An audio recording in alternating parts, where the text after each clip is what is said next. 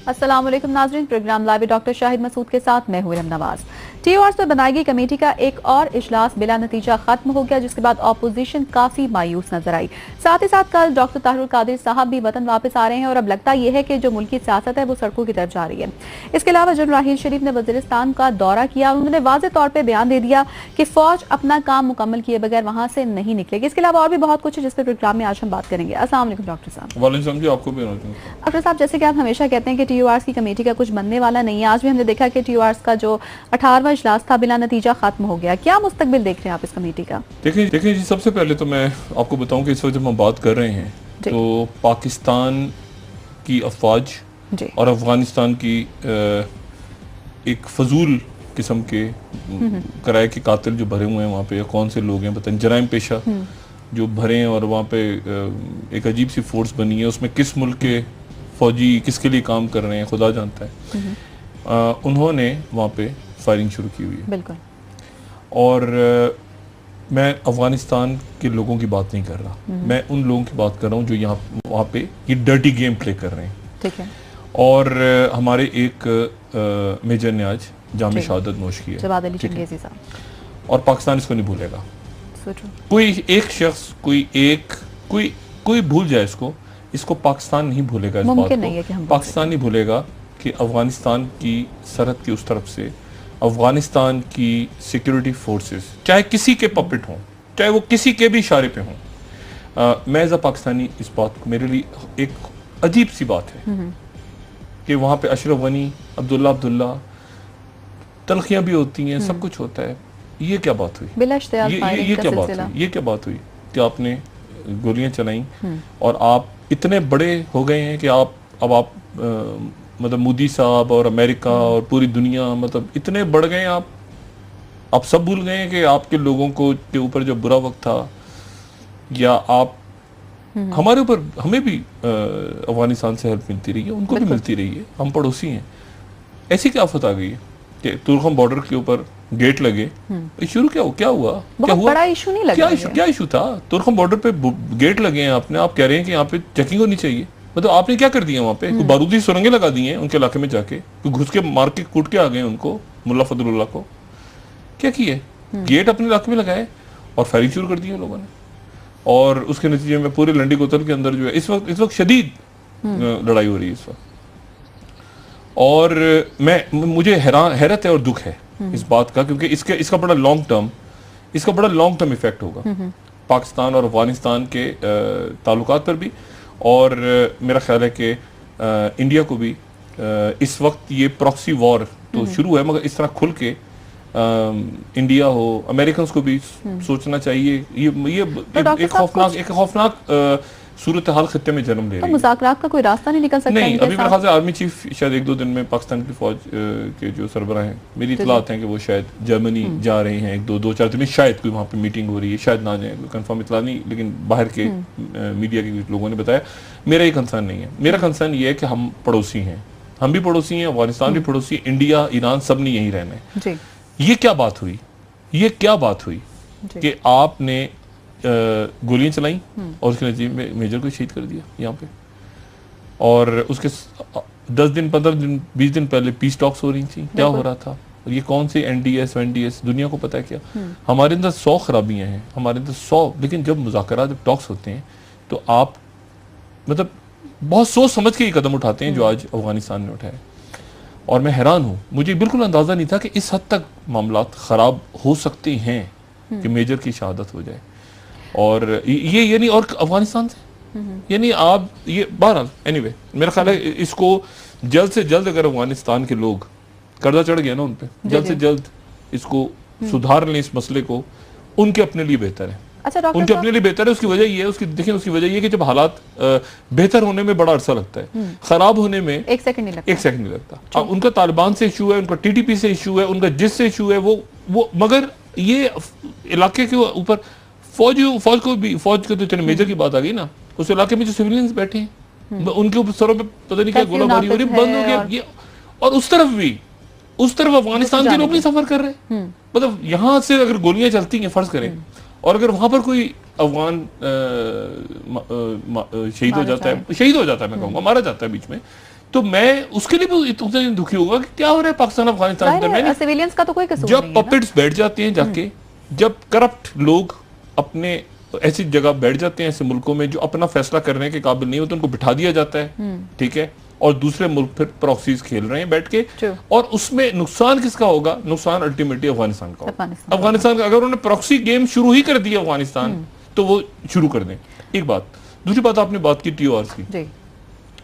देखिए, मैं आपको इससे पहले कि मैं टीओआर पे जाऊं, अब ये खत्म हो गया, अब इसको इन्ना लीला पढ़ के छोड़ दें। ये जो टीओआर ये खत्म हो गया मामला, कल से अब इसको ये ऐलान किस वक्त करना है, क्या करना है। मैं आपसे एक बात से ये कहूं, 3-4 जगह हैं जहां पर ये इस वक्त मुल्क का मामला, रियासत पाकिस्तान का मामला 3-4 जगहों पे हल हो सकता है।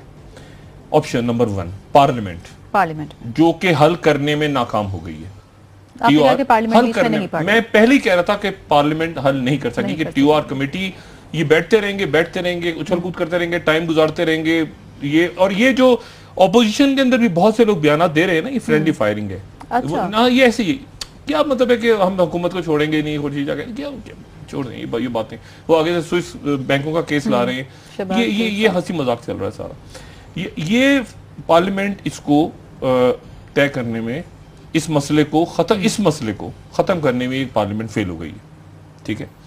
नंबर 1, इस वक्त तक अदालत को सुमोटो नोटिस ले लेना चाहिए था इसके ऊपर, या सुमोटो लेती अदालत, या किसी पिटीशन को पिटीशन दाखिल होती है। लेकिन जैसे मैंने पहले कहा था, अदालत इसमें नहीं आ रही, मेरा ये अंदाजा था, अभी तक अदालत नहीं आई ना। उनके चीफ जस्टिस का स्टेटमेंट आ रहा है कि गैर मामूली हालात में गैर मामूली इकदाम करने पड़ते हैं, तो करे ना।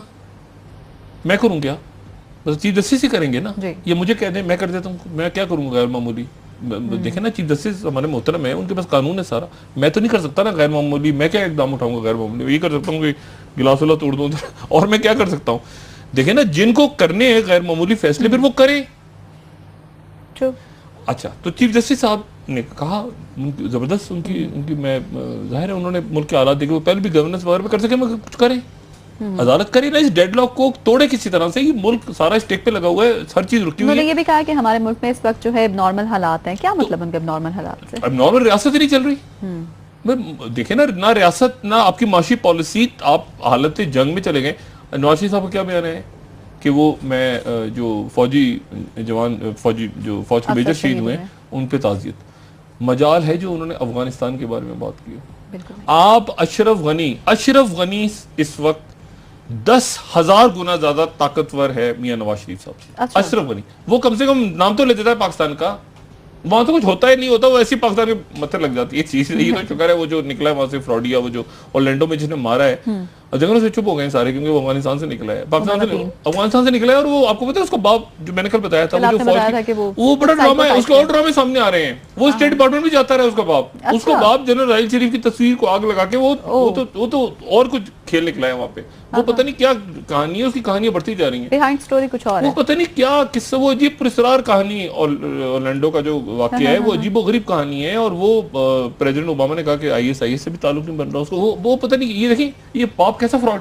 ये सदर बन के वर्दी यूनिफॉर्म बन के बैठ के ये वहां पर इसने तस्वीरें पोस्ट की हैं जिसमें ये राहिल शरीफ साहब की तस्वीर को आग लगा रहा है। कौन आदमी है ये? इसके बेटे ने मारा है लोगों को। ये बड़ा अजीब स्टोरी है जो मेरा ख्याल है कि आने वाले दिनों के अंदर अजीब नहीं कहानी होगी। वापस आते हैं अफगानिस्तान। देखें, अफगान शहरी ने अमेरिका में मारे 50 लोग, और वो अफगान शहरी जो राहिल शरीफ साहब की तस्वीर को भी आग लगा रहा है और तालवार कह रहा है कि ये हुआ। वो पागल आदमी, वैसे वो, उसका बाप भी पागल है, वो तो खुद भी था, बेटा भी था, बाप भी पागल है। वो कह रहा है कि अशरफ गनी को अरेस्ट करो, मैं ऑर्डर देता हूँ सारी। कल भी बताया था ना, जी वो पूरा खानदानी साइको है, मगर कौन साइको है जरा चेक किया जाए ना।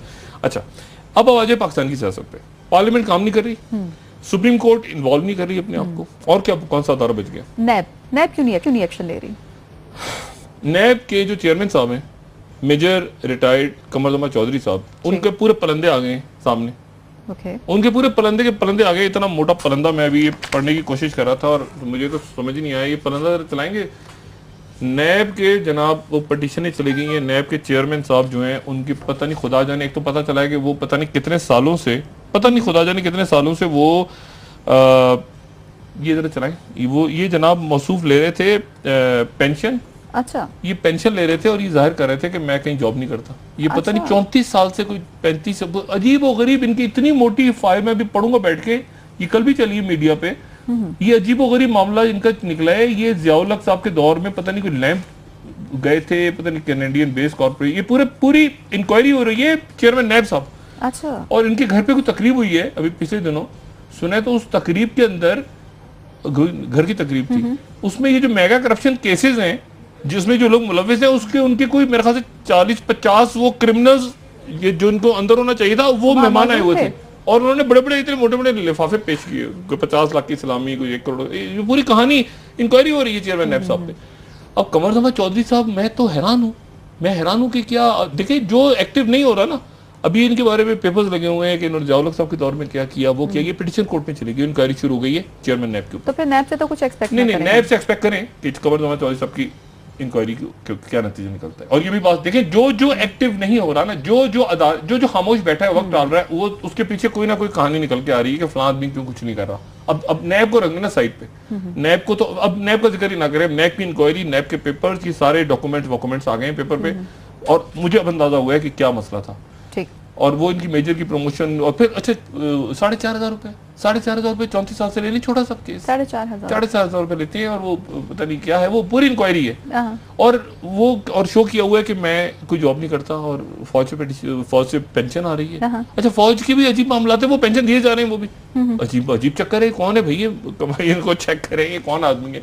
ये भी मुझे कोई ऑरलैंडो का भी जो था उसके वालिद की तरह का करैक्टर नजर आ रहा है। 12 ये इन पे इंक्वायरी शुरू हो गई। एक मैं वजाहत करता चलूँ, इससे पहले आगे चलूँ, खबरें हैं बड़ी 2-4 बड़ी मजेदार। नैब तक तो रुक गए ना। वो कल मैंने जिक्र किया तो परसों तारिक फातमी साहब का, कि तारिक फातमी एक ऑयल कंपनी के साथ वाबस्ता रहे, शहजाद कॉरपोरेशन है गालिबन उनका नाम, पेट्रोलियम एक्सप्लोरेशन प्राइवेट लिमिटेड, और शहजाद इंटरनेशनल। अच्छा, उनके साथ मैंने कहा था कि तारिक फातमी साहब इन्वॉल्व रहे हैं, और तारिक फातमी साहब उनसे कोई पैसे अभी भी शायद लेते हैं। तो उनकी तरफ से वजाहत आई है, उनकी कंपनी की तरफ से। वो कह रहे हैं कि जी 12 अप्रैल 2005 से 6 जून 2013 तक तारिक फातमी साहब हमारे अदारे के साथ वाबस्ता रहे as a senior vice president.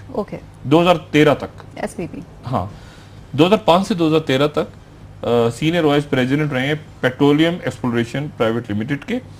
लेकिन वो कह रहे हैं कि हमारा जो मोरक्को में एग्रीमेंट हुआ था वो 2007 में हो गया था। ठीक है। और वहां पे जो सफीर मुकर्रर हुए हैं तारिक फातमी जो अभी इस दौर में, उससे कोई इनकी कंपनी का कनेक्शन नहीं है। कोई ना तारिक फातमी को भी पैसे देते हैं कोई, जब मुलाजमत करते होंगे तारिक फातमी साहब उसको लेते होंगे जाहिर है।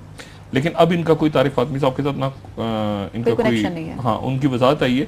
वो कह रहे हैं कि ना हम पैसे वैसे देते हैं, ना इस सफीर की तकरूरी से उनका कोई ताल्लुक है, और ये जो एग्रीमेंट था वो भी उस पहले हो गया। तो ये वजाहत हो गई। अच्छा, अब आ जाए, नैब साइड पे लग गई आपकी, फौज आपकी। अब फौज भी बाद में होगा, राही शरीफ साहब उनका तो बाद में करूंगा ना। फौज लोग ये भी तो पूछ रहे हैं ना, हर एक का पूछ रहे हैं कि फलाना फलाना वो क्या कर रहे हैं, हर इदारे के बारे में पूछ रहे हैं। मियां नवाज शरीफ साहब ने नाम नहीं लिया अशरफ गनी का, ना नाम लिया किसी का, ना कंडेम किया, ना कुछ भी नहीं किया।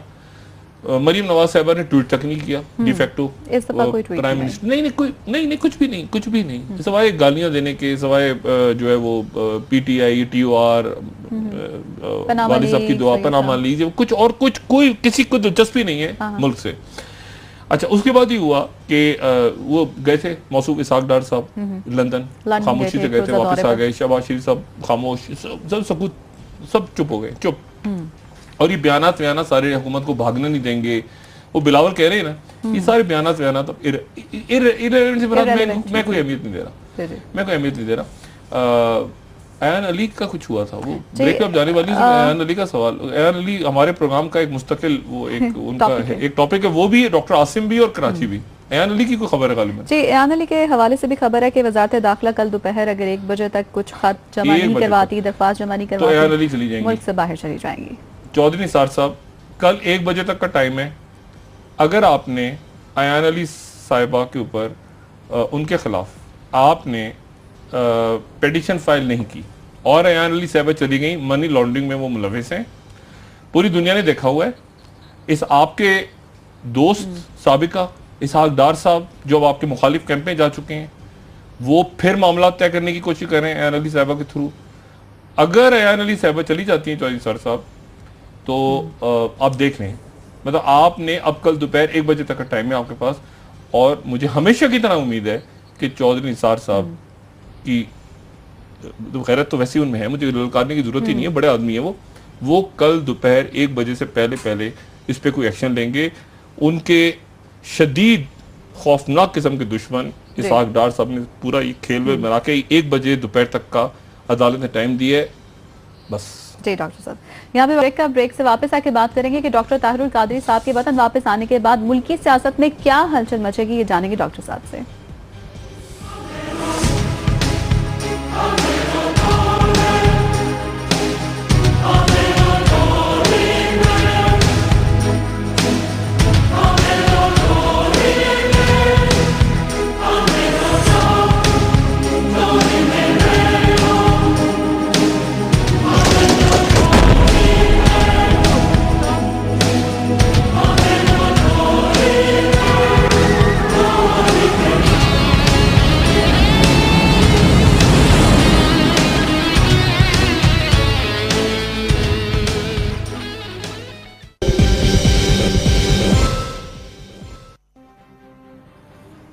वेलकम बैक नाजरीन। डॉक्टर साहब, आप बता रहे थे कि अयान अली जो हैं वो मुल्क से बाहर नहीं जा सकेंगी, वाकई वो नहीं जा सकेंगी? मेरे ख्याल से नहीं जा सकेंगी।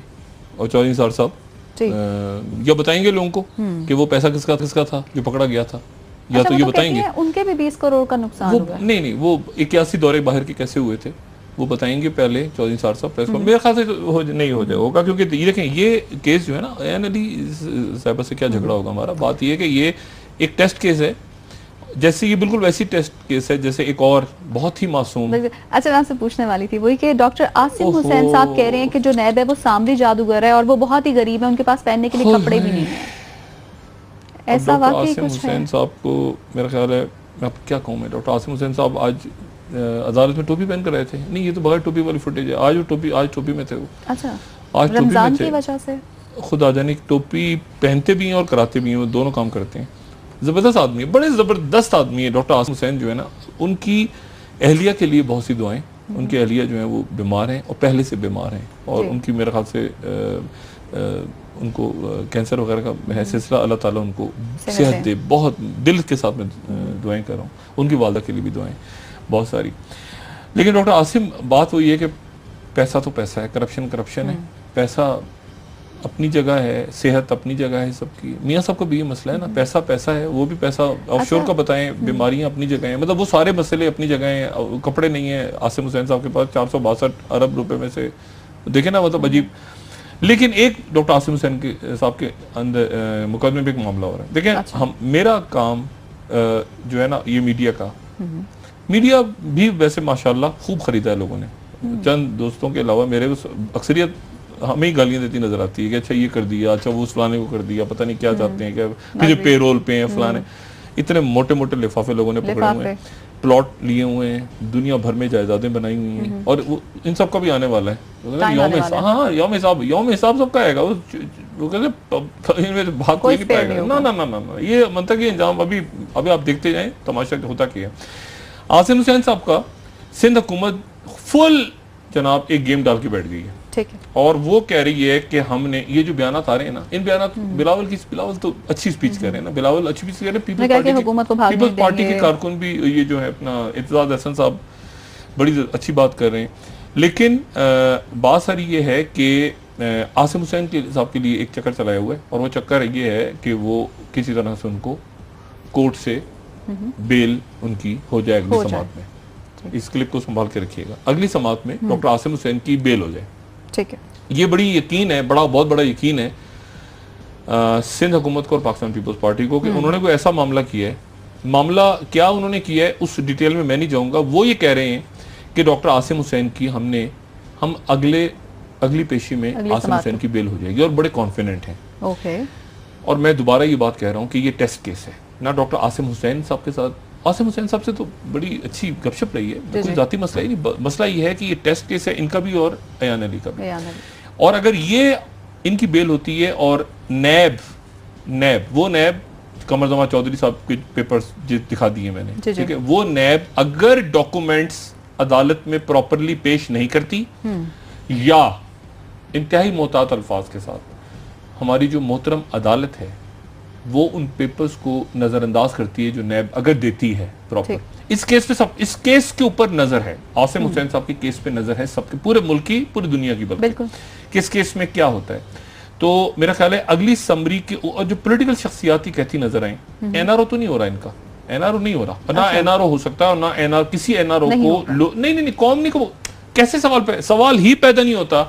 आप जो मर्जी कर ले, कैसे एनआरओ, कैसे हो अक्रॉस द बोर्ड अकाउंटेबिलिटी के बगैर ये मामला आगे नहीं चलेगा। या अकाउंटेबिलिटी छोड़ दें या खाक अकाउंटेबिलिटी हुई है, अभी तक खाक अकाउंटेबिलिटी हुई है, कितने लोगों को फौजी अदालतों से सजाई हुई है। ये माशी दहशतगर्दी जो है ना, इसके लिए समरी मिलिट्री कोर्ट्स होनी चाहिए, समरी मिलिट्री कोर्ट। ये नहीं कि 2-2 साल, एक साल से एक चक्कर, दूसरा चक्कर, छठा चक्कर, गवर्नमेंट चलेगी, उसके बाद आप फिर सियासी शहीद बन के निकल गए, अगला इलेक्शन खरीद लिया। ये जो इन्होंने ढंडोरा मचाया हुआ है इस मुल्क के अंदर, सब ने, पूरी अशराफी सब मिले हुए हैं, सारे के सारे।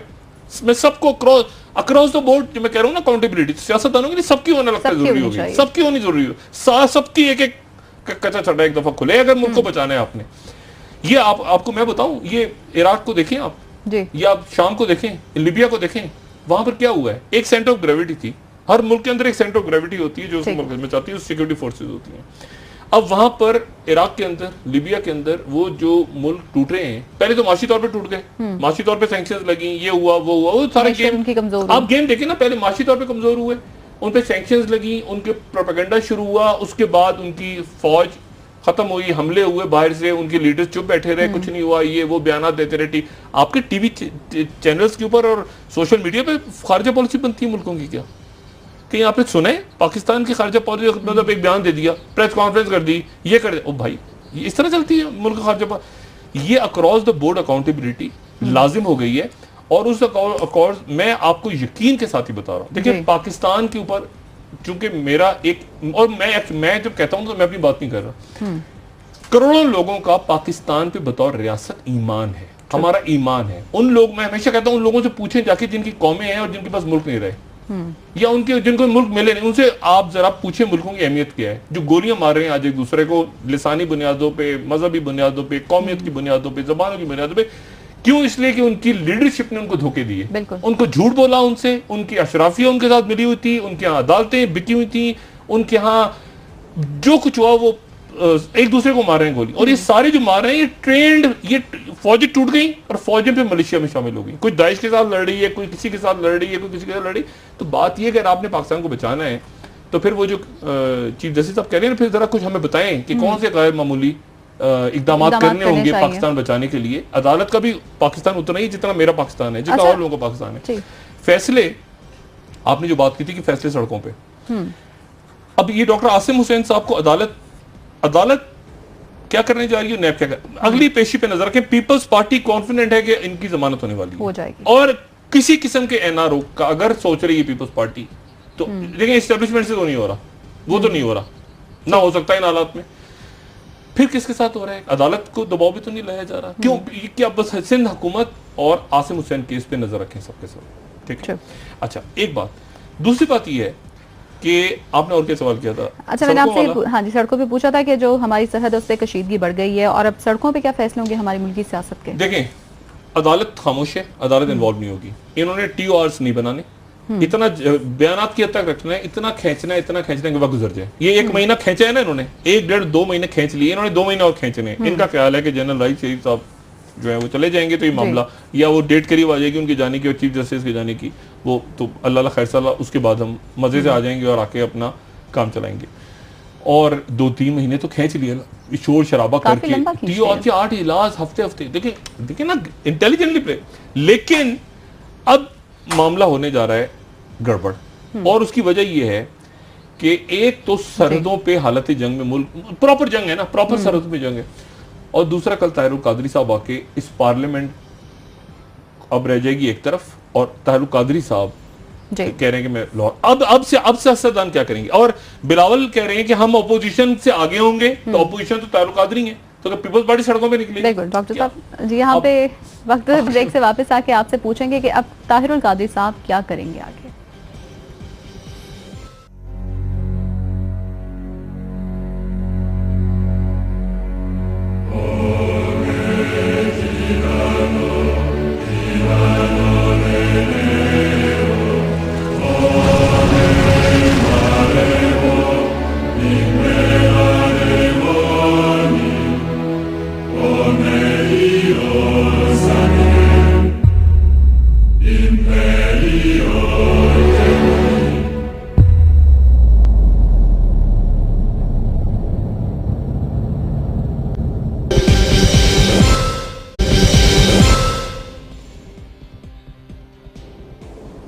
वेलकम बैक नाज़रीन। डॉक्टर साहब, बिलावल भुट्टो जरदारी की थोड़ी सी बात करते हैं। बिलावल भुट्टो ने कहा है कि जो सिंध में करप्शन के खिलाफ सख्त कवानीन होने चाहिए, कैसे देखते हैं आप? जी, मैं आपको सिर्फ एक बात जरा बताऊं, और वो मैं आपको बड़े बावसूख जरा से अभी